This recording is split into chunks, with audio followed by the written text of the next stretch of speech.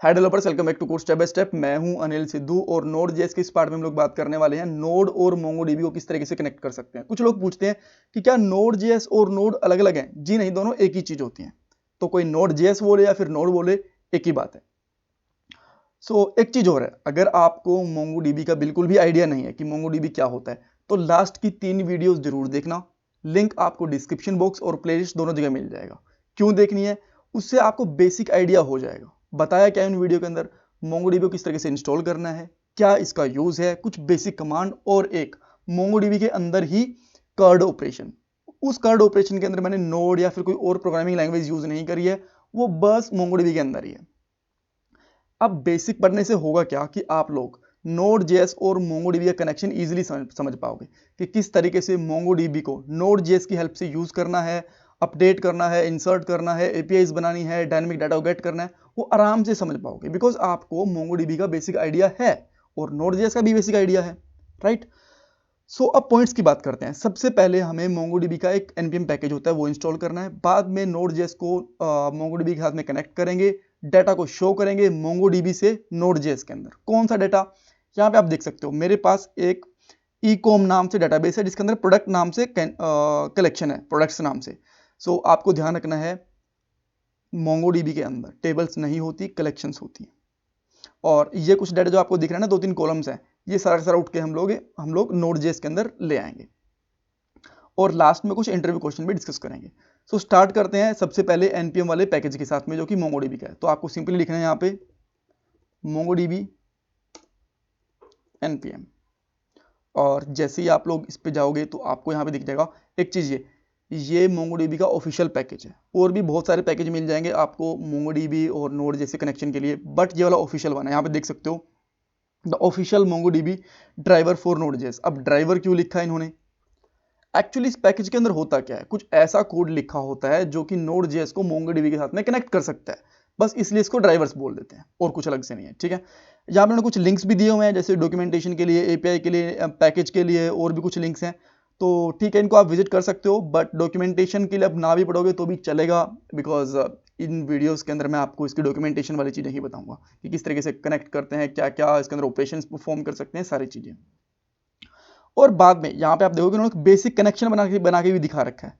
थोड़ा और नीचे जाओगे ना तो यहाँ पे मिल जाएगा कि किस तरीके से डाटा को आप लोग यूज कर सकते हो मोंगोडीबी के डाटा को नोड.js के अंदर। थोड़ा सा मैं इसको सिंप्लीफाई करके बताऊंगा। कुछ लोगों को यहाँ पे ज्यादा कुछ चीजें टिपिकल लगेंगी कि देन, कैच, फाइनली क्या क्या यूज कर रखा है, इतनी सारी चीज यूज नहीं करेंगे। कुछ कोड यहीं से रहेगा बिकॉज ऑब्वियसली कोड तो सेम ही होता है, बिकॉज जो मोंगोडीबी का ये npm पैकेज है ये ऑफिशियल कोड ही लिखता है और हम लोग भी यही कोड यूज करते हैं। बट थोड़ा सा सिंप्लीफाई करके बताऊंगा ताकि बिगिनर्स और फ्रेशर्स को भी इजीली समझ में आ जाए, ठीक है। तो सबसे पहले इस पैकेज को इंस्टॉल करेंगे। इंस्टॉल करने के लिए या तो ये वाली कमांड यूज कर लो npm i मोंगोडीबी या फिर npm install मोंगोडीबी, एक ही चीज होती है, दोनों में कोई फर्क नहीं है। मैं यहाँ पे आके टर्मिनल ओपन करता हूँ। टर्मिनल के बाद मैं यहाँ पे सिंपली लिखूंगा npm i MongoDB. MongoDB completely capital small है, यहाँ पे कैपिटल वगैरह कुछ मत ऐड करना, अदरवाइज कुछ गलत पैकेज इंस्टॉल हो जाएगा।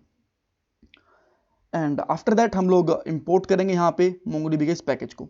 यहाँ पे लिखते हैं हम लोग कॉन्स्ट ब्रैकेट्स करली ब्रेसेस लेंगे और यहाँ पे लिखेंगे रिक्वायर, और रिक्वायर के अंदर डाल देंगे यहाँ पे मोंगोडीबी, और यहाँ पे हम लिखेंगे हम लोग मोंगो क्लाइंट। तो कुछ लोग इस सिंटैक्स को देख के कंफ्यूज हो सकते हैं कि यार ये क्या लिख दिया, ये समझ नहीं आया कि ये चीजें क्या लिखती। देखो, चाहो तो आप इस तरीके से यूज कर लो, अदरवाइज एक सिंपल तरीका मैं आपको बताता हूं, आप ऐसे यूज कर लो डॉट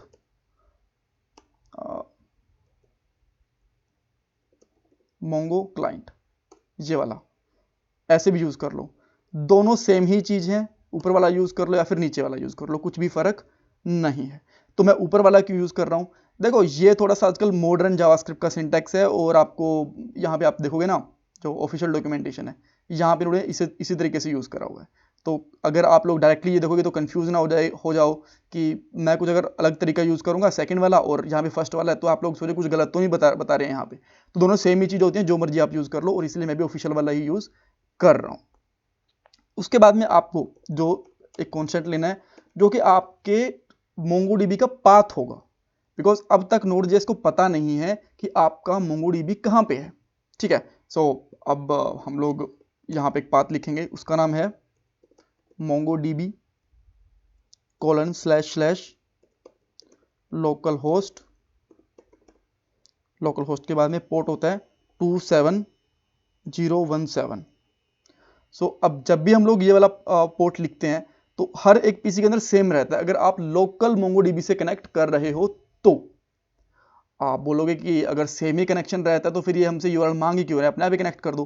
कई बार ऐसा होता है कि हम लोग ऑनलाइन MongoDB को कनेक्ट करते हैं, तो इसीलिए हमेशा ये मांगता है कि जो भी आपका पाथ है बस बता दो हमें, लोकल वाला है कि जो भी है या फिर ऑनलाइन वाला है, तो इसलिए हम लोग यूआरएल दे देते हैं। अब इस यूआरएल का करना क्या है, इस यूआरएल को हमें इस मोंगो क्लाइंट के अंदर पास करना है ताकि MongoDB वाले पैकेज को समझ में आ जाए कि हमें ये वाले यूआरएल से डाटा को फेच करके लेके आना है।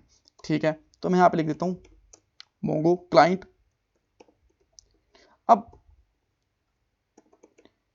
अब एक चीज है यहाँ पे, सबसे पहले मैं सिंटैक्स पूरा करता हूँ, उसके बाद मैं डिस्कस करूंगा। मोंगो क्लाइंट और यहाँ पे पास कर देता हूँ यूआरएल। आप यहाँ पे बोल सकते हो कि यार ये क्लाइंट क्या लिख दिया आपने, कुछ और चीज लिख लो, रिजल्ट लिख लो, रिस्पॉन्स लिख लो, कनेक्शन लिख लो, ये क्लाइंट क्या लिखा और ऐसा क्लाइंट ही क्यों लिखा। देखो, क्लाइंट का मतलब ये होता है कि इस वेरिएबल के अंदर ये अभी Node.js है ना, हमारी क्लाइंट है, और सर्वर क्या है, ये MongoDB, बिकॉज इससे डाटा लेके आ रहे हैं ना, तो क्या कर रहे हैं कि हम लोग MongoDB से डाटा को फेच कर रहे हैं, और हमारा सारा डाटा कहाँ पे रखा हमने, क्लाइंट के ऊपर, इसलिए इसका नाम क्लाइंट रखा है। कनेक्शन रख लो, ABC रख लो, सब चलेगा, कोई फर्क नहीं पड़ता उससे। ठीक है, कुछ लोग क्लाइंट ही सोचते हैं कि यार ये क्लाइंट ही क्यों रखा है, जो भी आपको ठीक लगे वो कर लो। उसके बाद में मैं एक फंक्शन लिखता हूं, मैं यहाँ पे फंक्शन, और इसमें लिख देता हूं गेट डेटा, इस तरीके से। और इसके अंदर हमें कुछ एक लेना है, लेट एक रिजल्ट ले लेता हूं मैं यहाँ पे ताकि रिजल्ट मिल जाए। और देखो, रिजल्ट के अंदर हम लोग यहाँ पे लिखेंगे क्लाइंट डॉट कनेक्ट, कि हम लोग अभी क्लाइंट से कनेक्ट करो, ये एक फंक्शन होता है, और इससे हमें रिजल्ट मिल जाएगा। आप बोलोगे ठीक है, बट ये जो क्लाइंट होता है ना, ये बेसिकली रिस्पॉन्स करता है एक प्रॉमिस। यहाँ पे देख सकते हो, जब मैं इसके ऊपर होवर करता हूँ प्रॉमिस रिटर्न कर रहा है। तो ये प्रॉमिस क्या होता है, कई बार डाटा फेच करने में टाइम लग जाता है, उन चीज़ों को हैंडल करने के लिए हम लोग प्रोमिसेस यूज करते हैं। आपने जावास्क्रिप्ट में डेफिनेटली कहीं ना कहीं सुना होगा इसके बारे में, थोड़ा बहुत पढ़ लेना अगर जरूरत पड़े तो, अदरवाइज मैं यहाँ पे सारी चीजें कवर कर ही रहा हूँ। इसको हैंडल करने के लिए हम लोग अवेट यूज कर लेंगे, बट अवेट हम लोग इस तरीके से यूज नहीं कर सकते किसी भी फंक्शन के अंदर। वो फंक्शन हमेशा असिंक होना जरूरी होता है, तो मैं यहाँ पे असिंक लगा देता हूँ इस तरीके से। अब मैं इस फंक्शन को नीचे कॉल कर दूंगा, अब इस फंक्शन को मैं यहाँ पे नीचे कॉल कर दूंगा गेट डेटा, इस तरीके से। ठीक है, सो क्या सब कुछ रेडी हो गया है? जी नहीं, अभी हमें थोड़ी सी चीजें और करनी पड़ेगी। रिजल्ट मैं यहाँ पे लिखता हूँ रिजल्ट डॉट DB, बिकॉज अभी ये भी तो बताना है। ठीक है, हमने MongoDB से कनेक्ट कर लिया, MongoDB के अंदर यहाँ पे कितने सारे डेटाबेस है, हमें कौन से वाले डेटाबेस से कनेक्ट करना है वो भी तो बताना पड़ेगा। तो यहाँ पे सिंपली लिखो आप DB, और इसके अंदर आप सिंपली लिख सकते हो ब्रैकेट डाल के ecom, जो कि हमारे डेटाबेस का नाम है। ठीक है, अब इसको भी एक रिजल्ट में स्टोर करवा सकते हैं। इसको मैं यहाँ पे नाम लिख लेता हूँ बेसिकली लेट DB। ठीक है, कुछ लोग इसको कॉमन बना के चलते हैं, तो आप लोग ऐसा भी कर सकते हो कि यहाँ पे कॉन्स्ट लेके आप लिख सकते हो DB डेटाबेस लिख लो आप बेसिकली। ठीक है, और डेटाबेस का नाम लगा दो यहाँ पे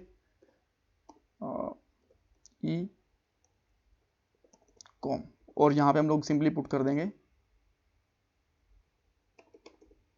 डेटाबेस, इस तरीके से। ठीक है, तो यहाँ पे आपका कॉमन डेटाबेस होगा ताकि गलती से कुछ नाम वाम चेंज ना हो जाए, तो इस तरीके से यहाँ पे ज़्यादा ठीक रहता है। ऑलराइट, उसके बाद में क्या करेंगे, डेटाबेस तो हमें कनेक्ट कर लिया। अब हो सकता है, अब मैं देखो यहाँ पे कॉन्फ़िग के ऊपर जाता हूँ, तो यहाँ पे कितनी भी हमारे पास कलेक्शंस हो सकती हैं, इसके अंदर भी हमारे पास कितनी कलेक्शन हो सकती हैं, इसके अंदर भी कितनी कलेक्शन हो सकती हैं। अभी के लिए तो एक ही है, प्रोडक्ट्स नाम से। मान लो प्रोडक्ट्स है, यूजर्स है, क्लाइंट्स है, कैटेगरीज है, कुछ भी है, तो ये भी काफ़ी सारी हो सकती है। तो हमें इसको यही बताना पड़ेगा भाई कौन से वाली हमें कलेक्शन से यानी कि टेबल से कनेक्ट करना है। कुछ लोग टेबल बोलना पसंद करते हैं, इसलिए मैं आपको बोल रहा हूँ। तो यहाँ पे जस्ट सिंपली लिखो collection let collection equal to DB dot collection, और इसके बाद में यहाँ पे अपनी कलेक्शन का नाम लिख दो विच इज प्रोडक्ट्स, इस तरीके से। ठीक है, ये करने के बाद में क्या लिखना है आपको, सिंपली कंसोल डॉट लॉग, और यहाँ पे लिखना है आपको कलेक्शन, और कलेक्शन के साथ में आपको क्या लिख देना, डॉट फाइंड। फाइंड मेथड क्या करता है, इसके अंदर से जितना डाटा होता है सब कुछ निकाल के ला देता है आपको। और बाद में डॉट टू एरे, ये क्या होता है, इसको थोड़ा सा स्ट्रक्चर्ड फॉर्मेट में कन्वर्ट कर देता है। ठीक है, और अब देखते हैं कि क्या हमारे पास सब कुछ सही चल रहा है कि नहीं चल रहा है। आपको यहाँ पे सिंपली रन करना है नोड मून, तो हमें यहाँ पे एक बार फिर से प्रॉमिस रिटर्न हो गया। तो आप सिंपली इस प्रॉमिस को हैंडल करने के लिए क्या कर सकते हो, यहाँ पे सिंपली लिखो let response equal to await, इस तरीके से।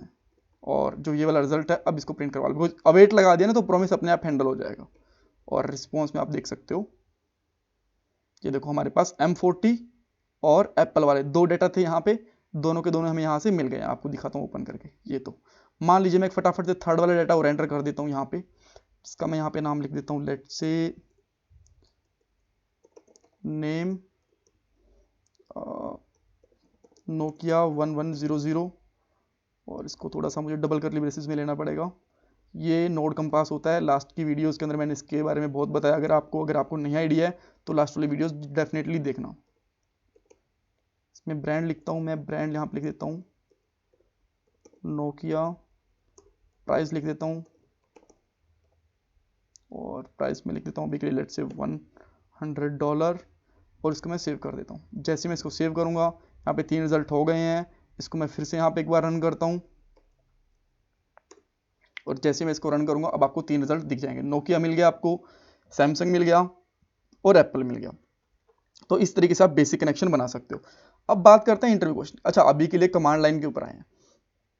इसकी एपीआई कैसे बनेगी, ये वेब पेजेस के ऊपर कैसे आएगा, उसके लिए आने वाली वीडियोस में मैं आपको बताऊंगा। डोंट वेरी, ज़्यादा कंफ्यूज होने की जरूरत नहीं है, राइट।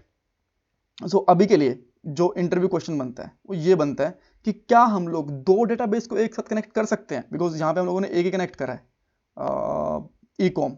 अब मान लीजिए हम लोग हमारे पास 2 डेटाबेस हैं, ई-कॉम भी और कॉन्फिग, क्या दोनों कनेक्ट कर सकते हैं? डेफिनेटली, कोई प्रॉब्लम नहीं है। आप इस तरीके से एक और कनेक्शन बना सकते हो और वहां पे कनेक्ट कर सकते हो। आने वाली वीडियोस के अंदर मैं आपको बताऊंगा अभी 2 या फिर मल्टीपल डेटाबेस से किस तरीके से कनेक्ट कर सकते हो। Thank you so much for watching this video. Channel को सब्सक्राइब करना बिल्कुल भी मत भूलना।